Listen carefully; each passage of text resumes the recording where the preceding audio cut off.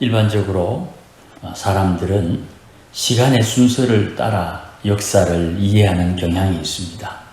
10년 전에 뭐 했고 5년 전에 뭐 했고 이제 뭘 하고 앞으로 어떻게 될 것이다. 이렇게 과거와 현재, 미래 이렇게 연결해서 이해하고 생각하는 버릇이 있습니다. 이런 경향은 마치 물이 흐르듯이 시간이 흐른다고 생각하기 때문입니다. 이거는 모든 사람들이 다 그렇게 본능적으로 이해합니다. 하지만 예수님께서 역사에 등장하심으로 시간의 흐름과 사건의 흐름, 이 두 가지가 구분이 됩니다. 역사를 이해할 때 사건 중심으로 이해하는 것입니다. 사건을 이해할 때 사건과 사건, 5년 전에, 2년 전에, 내년에 이렇게 시간을 가지고 사건을 이해하는 게 아니고 사건을 가지고 시간의 흐름을 조정을 하는 겁니다. 그래서 예수님의 행실을 이해하기 위해서 시간을 재배치해 가지고 사건을 설명하는 것입니다. 말이 좀 어려운데 쉽게 표현하면 뭐 이런 겁니다. 예수님이 정해 놓으신 것이 있습니다. 예수님이 십자가 사건이죠. 이 십자가 사건을 기준으로 세상은 변화된 겁니다. 옛날처럼 예수님 오기 전처럼 세상을 이해하면 하나님의 은혜와 사랑을 도무지 수용할 수가 없습니다. 예수님이 정해놓은 것, 다시 오신다. 재림을 정해놓았는데 그 재림을 가지고 내가 지금 어떻게 살아야 되는가? 이것이 결정되는 것입니다. 우리가 내 삶을 선택하고 결정할 때 지금 당장 내게 유익하냐, 유익하지 않느냐를 가지고 선택하는 게 아니고 예수님의 재림 때에 그 하나님에게 칭찬받을 것을 염두에 두고 오늘을 선택하는 것이에요. 이렇게 사건을 가지고 시간을 배치하는 것입니다. 예수님이 등장하심으로 예수님의 몸이 시간과 공간의 한계를 가지고 있지만 계시를 통해서 숨겨진 하나님의 경륜, 계획을 통해서 창조하신 하나님, 섭리하신 하나님, 심판하실 하나님께서 시간과 공간에 상관없이 일하는 역사의 기준이 십자가다. 이것을 우리에게 알려주는 것입니다. 그래서 구약 성경에 나오는 사건, 한참 옛날 사건인데 이 옛날 사건을 신약을 사는 예수님을 믿는 우리가 이 땅을 살아가면서 예수님의 십자가를 이해하는 도구로 구약의 출애굽을 활용하고 다윗의 정복 사건을 활용하고 선지자들의 그 고난을 활용해서 예수님의 사건을 이해하도록 돕는 것입니다. 그래서 구약의 사건을 예수님의 사역, 눈먼 자의 눈을 뜨게 하는 사역, 말할 수 없는 사람을 말하게 하는 사역, 귀신 들린 자에게서 귀신을 쫓아내는 사역을 이해하도록 구약의 사건들을 동원하고 활용하게 되는 것입니다. 이런 시각을 가지면 우리가 성경을 읽을 때 우리의 안목이 상당히 넓어지게 되는 것을 경험하게 됩니다. 신약의 사건을 읽고 있는데 구약의 많은 이야기들이 나를 하나님의 은혜의 풍요로운 들판으로 인도하게 되는 것을 발견하게 되는 것입니다.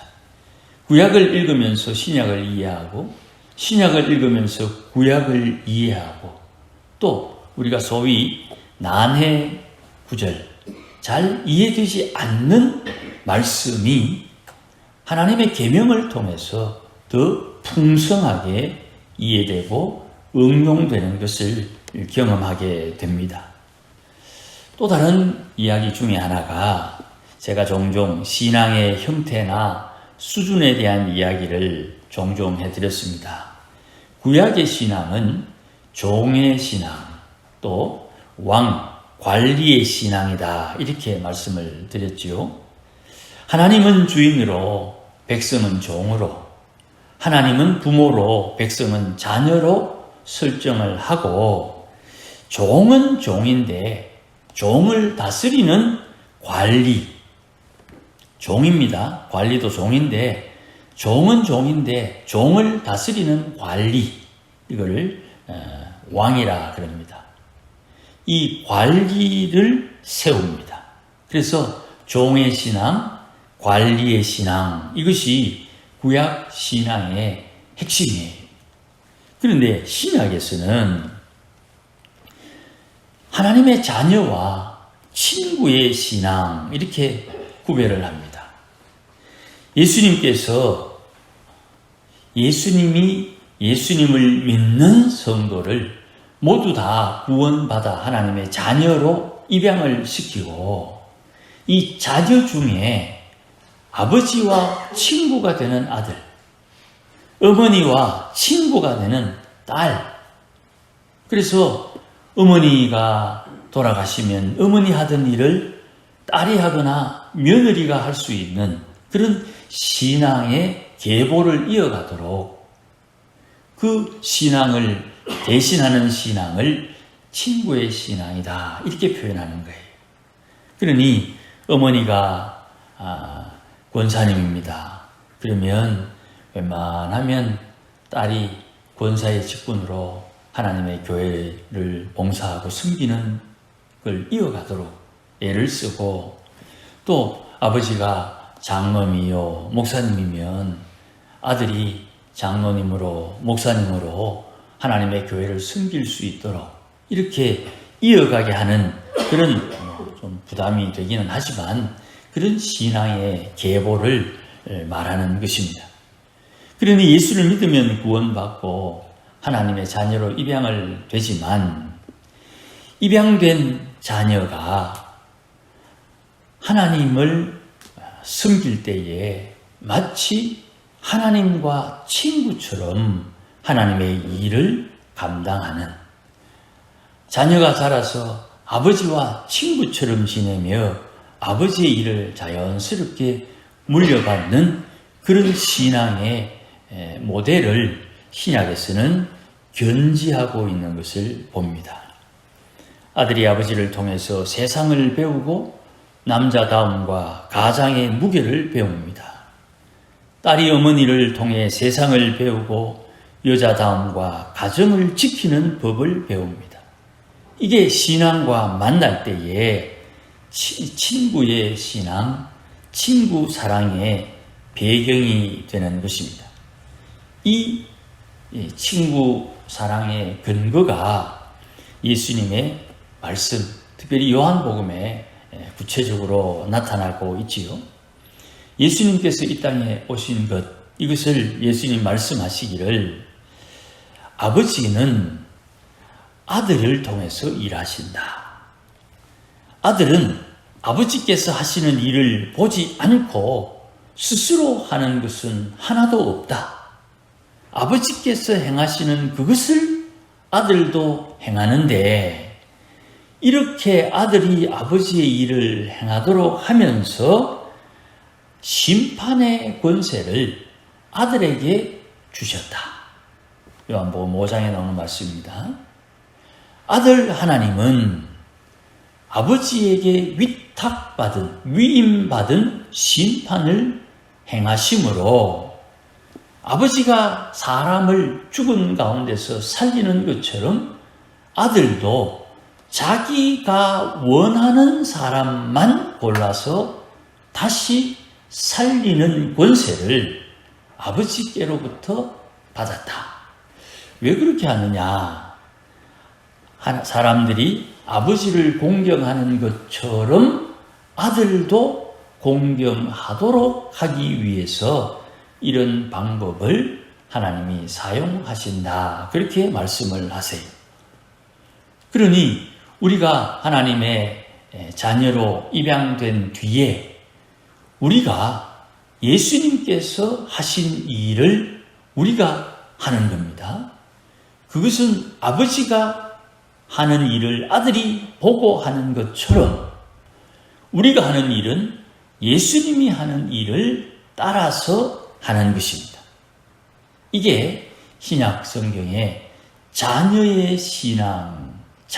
신앙을 표현하는 기준이 되는 것입니다. 그래서 예수님의 십자가를 중심으로 과거와 미래를 이해하고 소망하게 되는 것이에요. 미래는 특별히 예수님을 공경하는 여호와를 경외하는 바에 따라 심판을 대비하는 겁니다. 물론 여기서 심판이라는 말은 상급과 형벌을 모두 포함하는 거예요.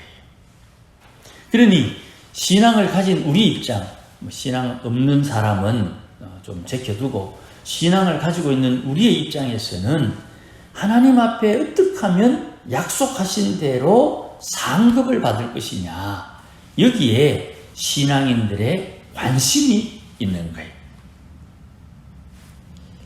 우리 신앙의 핵심은 여기에 있습니다. 자, 그러면 상급 받기 위해서 우리는 예수님 하시던 일을 내가 대신해야 되는 것입니다. 그래서 사도 바울이 이야기하기를 주의 교회를 위하여 남은 고난을 내 육체에 채우노라. 왜 그를 하느냐? 상급 때문에 하는 거예요. 상급 때문에 그 신앙 행실을 자기가 선택해서 그렇게 헌신하고 그렇게 봉사하는 것입니다. 그런 말씀을 비장하다 이렇게 느낄 수 있지만 사실은 그런 자연스러움이 우리에게 있어야 되는데 우리의 신앙이 좀 약하고 부족하기 때문에 이런 연약함이 드러나는 것이지요. 그래서 예수님 우리에게 말씀하시기를 내가 친구를 위해서 내 목숨을 버린다. 내가 친구를 위해서 내 목숨을 버리는데 이것이 나의 사랑이다. 그러면 나를 위해서 예수님이 목숨을 버렸다고 믿는 성도는 주님의 사랑을 받았지요. 예수님이 목숨을 버리는 것을 혜택을 누리니까.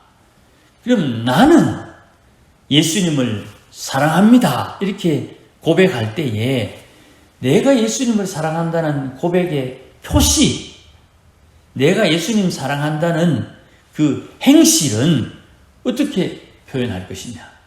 예수님 우리를 사랑한다고 해서 예수님은 자기 목숨을 버려주시고 버리시는 행실을 했고 우리는 예수님을 사랑합니다 할 때 우리는 어떤 행실을 해야 되느냐. 거기에 예수님의 말씀, 나를 사랑하는 자는 내 계명을 지킨다. 이렇게 표현을 하신 거예요. 쉽게는 10계명의 계명을 이야기하고 좀 더 구체적으로는 그 10계명의 내용을 압축해서 하나님을 사랑하고 이웃을 사랑하는 것으로 예수님의 계명을 우리에게 준 거예요. 하나님을 사랑하는 방법은 1, 2, 3, 4 계명이요. 이웃을 사랑하는 계명은 5, 6, 7, 8, 9, 10 계명이며 이 계명의 열매는 심령이 가난해지는 것입니다. 심령이 가난해지는 이유는 탐심을 버렸기 때문입니다. 계명을 통해서 탐심을 버릴 때야 비로소 내 심령이 가벼워지고 가난해지는 것입니다. 그 심령이 가난한 이에게 하나님은 두 가지를 약속하셨는데 하나는 천국을 상속해 준다. 천국을 상속해 준다. 그래서 옛것과 새것을 자유자재로 사용할 수 있는 천국의 서기관, 천국의 서기관을 다른 말로 신약의 선지자로 세우겠다. 그렇게 약속을 하시는 겁니다. 천국의 서기관, 신약의 선지자는 핍박받은 자의 삶을 살게 된다. 우리 쉽게 말로 하면 이게 성도의 팔자다 이 말입니다. 그러니 성도는 이 땅에 사는 동안 철저하게 하나님의 보호하심을 받아요. 사도 바울이 이야기합니다. 악한 것들이 하나님의 사람들을 만지지도 못한다. 이 보호하심을 바탕에 두고서 내가 이 땅에서 행하는 모든 행실은 하나님의 권세, 하나님의 나라, 하나님의 영광을 드러내는 도구가 되는 것이. 가만히 듣다 보니까 주기도문이 여기서 다 나오죠. 친구의 사랑, 친구의 신앙은 이것을 그림을 염두에 두고 이 다윗과 요나단 사이에 친구 사랑이 이어지고 있는 것이에요. 그러니 순서가 좀 바뀌었지요. 예수님의 친구 사랑을 가지고 이 다윗과 요나단의 사랑을 지금 이야기를 하는 것입니다. 원래대로 하면 다윗과 요나단의 사랑을 가지고 예수님의 친구 사랑을 언급해야 되는데 예수님의 사랑을 먼저 이해하고 나서 다윗과 요나단의 사랑을 보니 이 본문의 내용이 조금 더 수월하게 이해가 되는 것이죠. 사울이 다윗을 죽이려고 합니다. 사울이 다윗을 죽여야 되는 이유는 자기 왕국을 아들 요나단에게 물려주기 때문입니다.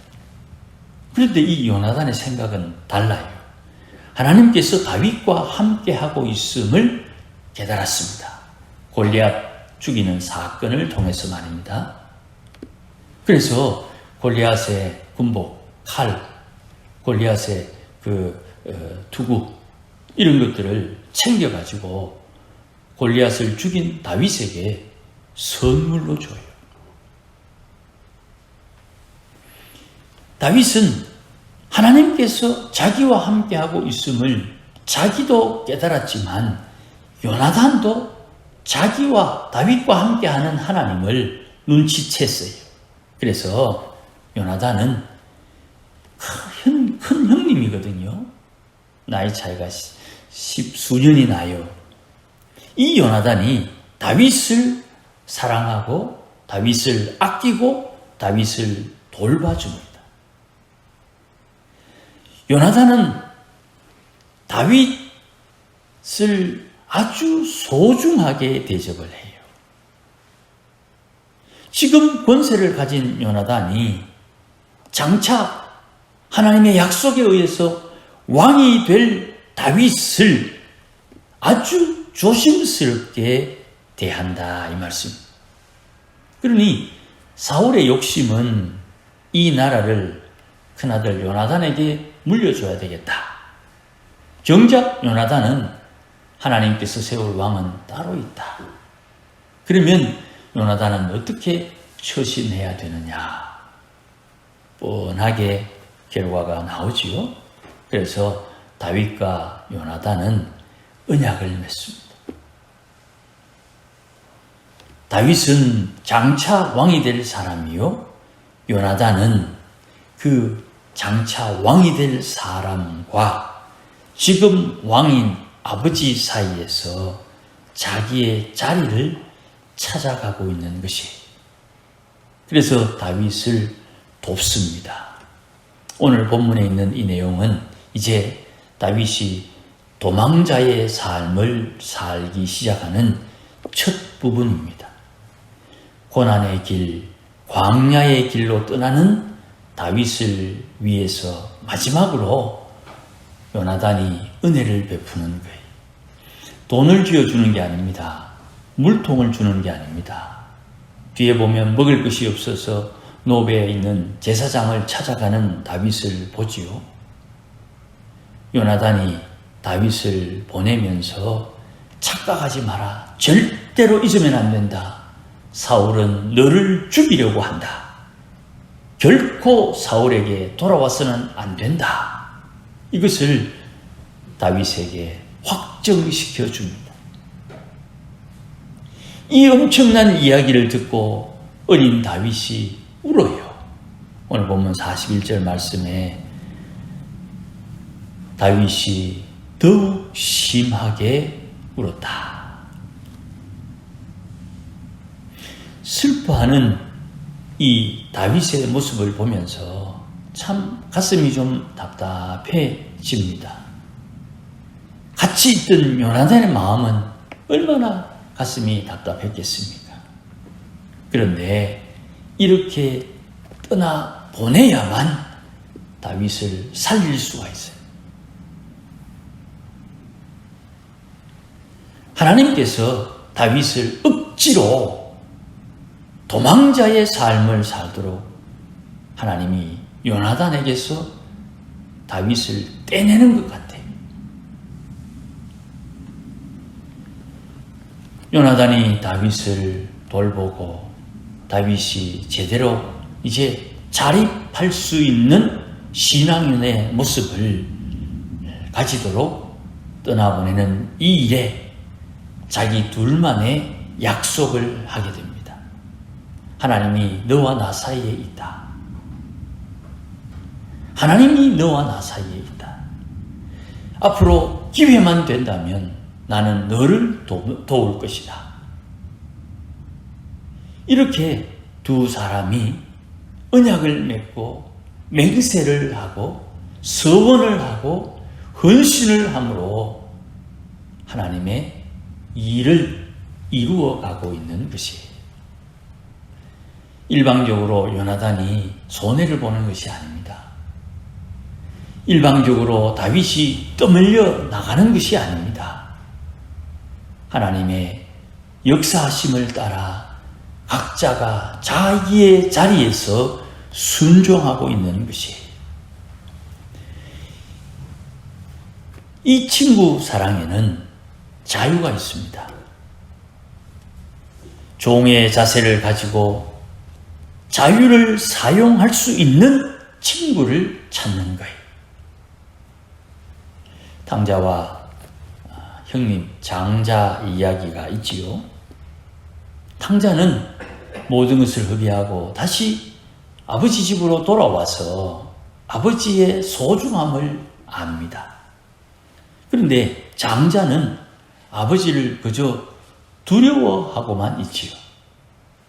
두 사람 다, 두 아들 다 자유가 없어요. 준 재산 다 말아먹었으니 이제 아버지에게 돌아와서 아버지의 종처럼 나를 대우해달라. 자유가 없지요. 그 집에 있는 이 큰아들도 자기가 원하는 것을 자기 마음대로 할 수 없는 자유가 없는 거예요. 이 자유 없는 두 아들에게 아버지가 마지막으로 주는 선물이 자유라 이 말입니다. 내 것이 네 것인데 왜 너의 것을 벗들과 함께 나누지 못하느냐? 죽은 아들이 돌아왔는데 어찌 아들을 종으로 취급할 수 있느냐? 지위와 번세를 회복시켜주는 것이 탕자에게 준 자유요. 자기의 것을 마음껏 사용할 수 있도록 허락해 주는 것이 장자에게 준 자유가 되는 거예요. 친구 사랑은 우리에게 자유를 주는 거예요.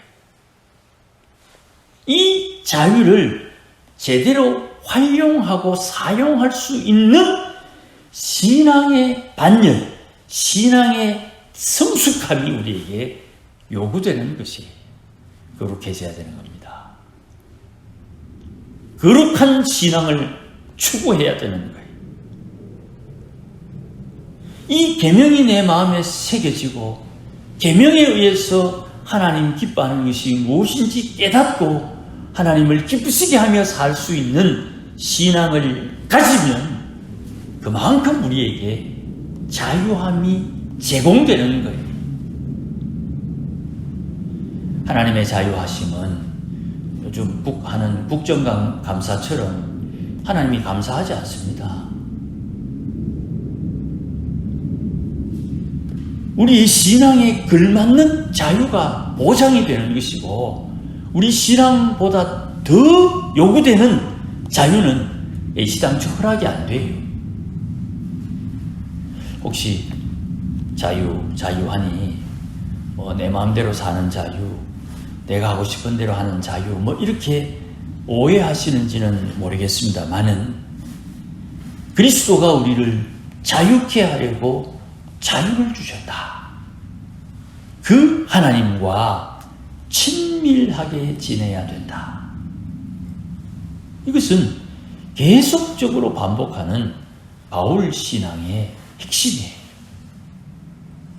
그러니 우리가 이 다윗과 요나단을 보면서 우리의 신앙이 사람들에게 보여지는 신앙, 사람들이 이렇쿵저렇쿵 말하는 것을 두려워하는 신앙이 아니어야 되는 것입니다. 내가 주님이 주신 이 자유함으로 주 앞에 순종할 때 하나님이 나를 보장해 주시고 하나님이 나의 담보가 되어 주시고 하나님께서 나의 산성과 방패가 되어 주시기 때문에 주님이 기뻐하는 것을 선택하며 사는 나를 함부로 대하지 못하는 것이, 혹 누군가 함부로 대한다면 그 억울함을 통해서 우리는 신앙이 자라게 되는 놀라운 예기치 못한 일이 우리 인생에 발생되게 되는 것이. 그러니 이래도 좋고 저래도 좋고 이래도 좋고 저래도 좋은 참 자유의 신앙으로 주를 섬기는 것입니다. 바울이 그러지요. 이렇게 자유롭게 살 수 있는 권세가 있음에도 불구하고 바울이 텐트 깁는 일을 하면서 자비량으로 성도를, 교회를 돌본 이유는 마지막 날 하나님 앞에 받을 상급 때문에 그렇다고 말합니다. 우리가 자유함이 있으나 자유함을 마음껏 사용하지 않고 스스로 조심해서 하나님의 복음에 방해되지 않도록 애를 쓰는 것은 하나님 앞에서 받을 상급을 위해서 준비하는 태도가 되는 것이, 뭔가 우리 마음에 팍 와닿아야 됩니다. 우리 각자의 삶의 상황이 다 다르기 때문에 이것입니다, 저것입니다 이렇게 콕 집어서 말씀드릴 수가 없는 것 이해해 주시기를 바라고, 이런 표현의 말씀을 들으면서 여러분 각자 느끼는 바가 있고 깨닫는 바가 있고 어떻게 해야 될지를 결정하고 선택하는 무언가가 여러분 마음에 일어나야 되는 것입니다. 그 성령의 역사하심을 소멸케 하면 안 되는 거예요. 친구 사랑, 그냥 친구야 좋다, 우리 변치 않는 사랑 가지자, 이런 세상의 친구 사랑이 아닙니다. 생명을 주고 살려주시고 약속과 함께 미래를 보장해 주시는 주님과 약속하는 것입니다. 그 주님께서 우리에게 주시는 사랑을 우리가 깨닫는 것입니다.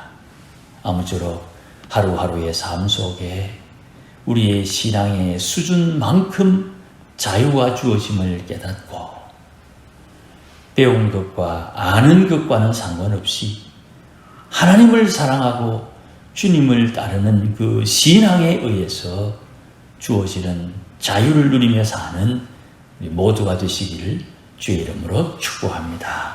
기도하십시다. 하나님 아버지 고맙습니다. 하나님께서 우리를 사랑해 주시고 하나님께서 우리를 위하여 희생당하신 그 큰 사랑 마음에 잘 새겨서 하나님 기뻐하는 바가 무엇인지 깨닫고 하나님을 기쁘시게 하며 사는 믿음의 권속들이 되도록 은혜를 덧입혀 주시고 우리의 살아가는 삶의 현장 속에 날마다 성령의 인도하심을 따라 주를 사랑하며 주를 섬기도록 은혜 위에 은혜 더하여 주시옵소서. 예수님의 이름으로 기도하옵나이다. 아멘. 이제는 우리 주 예수 그리스도의 크신 은혜와 하나님 아버지의 극진하신 사랑과 성령님의 감화 감동 위로 충만하심이 오늘도 주의 사랑 힘입어 하나님과 동행하며 주님 기뻐하는 일을 통하여 주의 약속하신 대로 하늘 상급 준비하며 살기를 다짐하는 모든 믿음의 권속들 심령 위에 우리 교회 위에 이제로 영원토록 함께 계실지어다. 아멘.